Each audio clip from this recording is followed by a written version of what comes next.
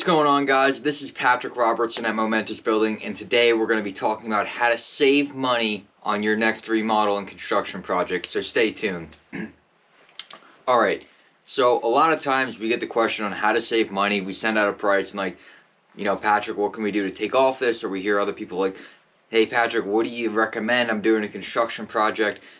How do I save money? And it's a really big topic as we face these rising costs, inflation, material prices. They're still on the rise. Some are going down, some are going up. It's chaos out there. But right now, today, we're going to talk about saving money. But not in this sense that most people think about saving money. We're going to talk about how to invest your money into your home and how to save money in the long term in the years to come. Now, listen, if you're flipping your house, this isn't going to be good for you. This isn't saving money that's going to get you a return in the next year or two. This is money how you save on your home for the next 10 or 15 years while you raise your family, while you make this your forever home or your next long-term stay.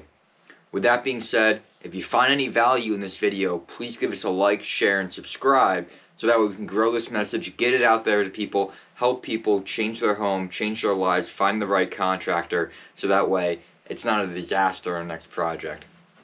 Alright, so we're going to talk about three things today. One, don't do half replacements. Two, we're going to talk about replacing the insulation always. And three, don't just repair your system, replace it. So all kind of similar fields here that we're going to dive into. First, don't do half replacements. So what does this mean? A common one would be you're doing your deck over. The deck framing of it, which is the support members that hold it up in place, they're 10, 15, 20 years old.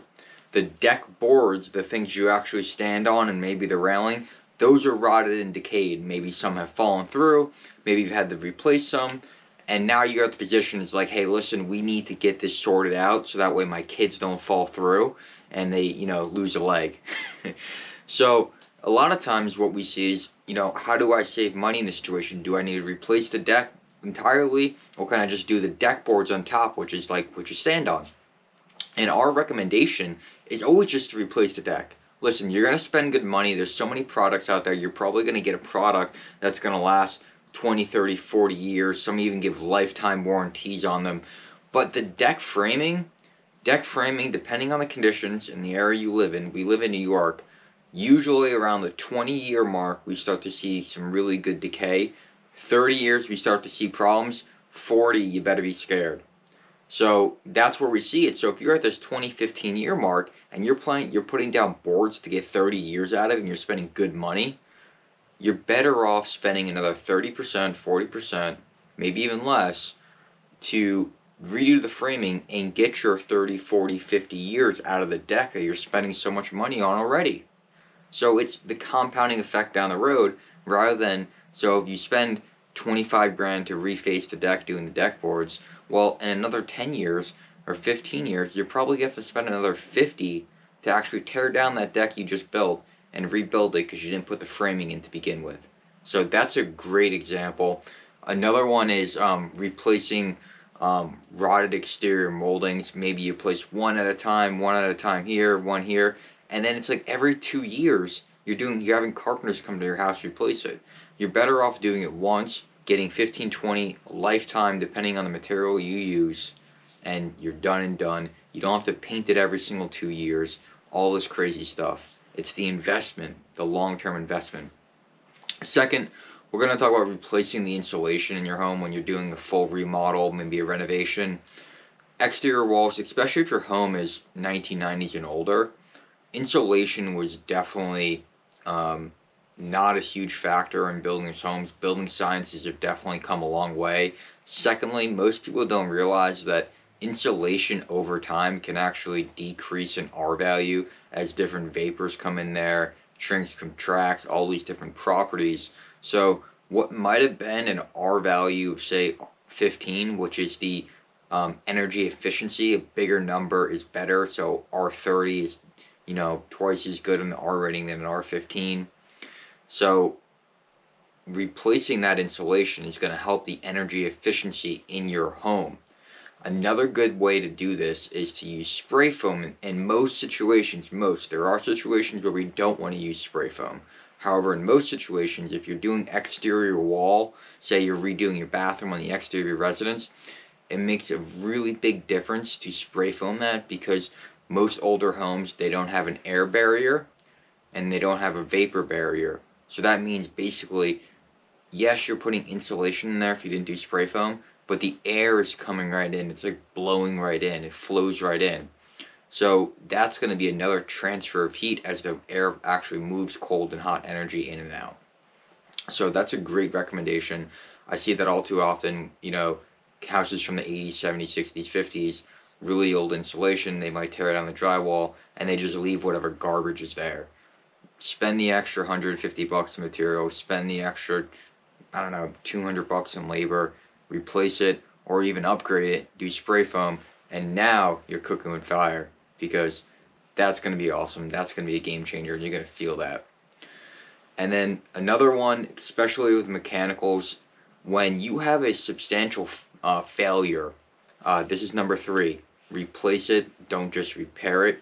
When you have substantial failure and you need a lot of repair work on your existing system, this is a great time to actually invest and upgrade it. So yeah, you're going to spend more money today, but in the long run, you're going to spend less money. And that's the ultimate goal, is when you look at 10 years, 5 years, 15 years, whatever the time horizon, did you save money? Because that's the real game changer. That's where wealth is created. That's where your wealth is saved. If you upgrade your home, if you do better work, it's going to last a lot longer. You're not going to spend as much money every single year. So what does this look like with upgrading it, just don't repair it? If your boiler, say you have an oil burner, very, very standard in most homes, the problem with is that they take a ton of yearly maintenance. So every single year you should have a heating company or a plumber come in to service your boiler. They're going to change the filters, they're going to clean the lines, they're going to do these different things to make sure it's working efficiently, as well as doesn't fail in the middle of the winter and then you're stuck with cold water and no heat. But a lot of times these boilers, their lifespan 10, 15, you might get lucky and get 20 years out of your boiler if you maintain it right. However, through that time, there might be a $2,000, $3,000 charge to repair it, to get it up and going, to get another 2, 3, 4 years out of it, but you're spending $3,000. You might as well spend $6,000, get a brand new tankless gas boiler or tankless water heater that's gas, change out that old oil. You can get a propane tank. The companies will charge you $10, $15 a month to rent 1,000 gallons if it's above ground. And you're going to be saving money, because a gas boiler is 98% efficient compared to an oil burner that's just going to eat your cost up. It throws money down the drain. It smells. It stinks. Tons of money every single year. Gas boilers, you have to get serviced every 3 to 4. They last 15 to 20. The service is just filter, wash out, boom, bang, pop. They're in and out 1 hour. Not even. So it's about the investment. It's about the long term. And that's why we always build here. We build for the long term. So when we make recommendations, we're not asking, hey, listen, how do we get this rock bottom price today? We don't do that, because we also know we don't want to come back in 3 years to do the same job. We don't want to come back in 2 years to get the same job. I want to get called in 10 years for a different project and hear how amazing your bathroom doing, how amazing your deck is, no problems, nothing. And that's the mindset we need to get in as homeowners, is that what's the long-term time horizon, and how do I save money, the most amount of money while I'm living here for the longest duration? And heck, if you do it right, how do I build this home, maintain this home, upgrade this home, so my kids have less cost going down the road if they ever inherit this home, or if other family members? That's the way we think about it, the long term rather than the short term. Save some money, do yourself a favor, invest in your home. Don't just play the game of the yearly repair. You're going to drown if you do that. Thank you guys so much. That's all we got today. If you like this video, please, again, give us a like and a share and subscribe. Until then, next time, this is Patrick Robertson, and we'll catch you on the next one.